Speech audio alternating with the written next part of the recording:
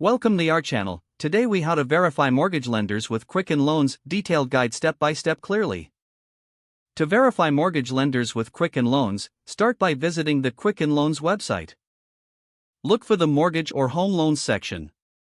Select the option that matches your needs, such as purchasing a new home or refinancing an existing mortgage. Next, begin the pre-qualification process by filling out the online form.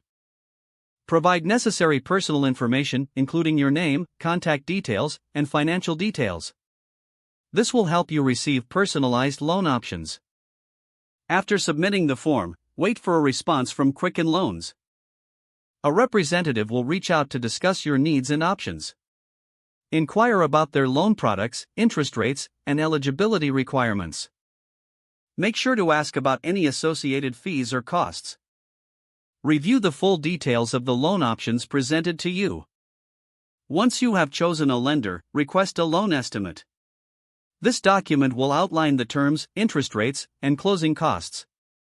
Compare this estimate with offers from other lenders to ensure competitiveness. To check the legitimacy of Quicken Loans, research their online reviews and ratings. Visit reputable financial websites to find customer feedback.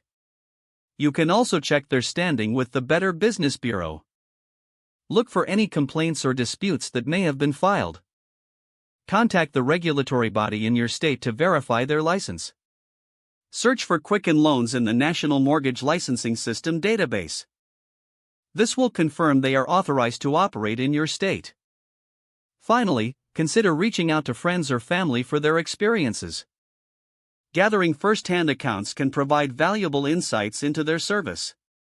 Once you have completed these steps, you will be equipped to make an informed decision about your mortgage lending journey with Quicken Loans.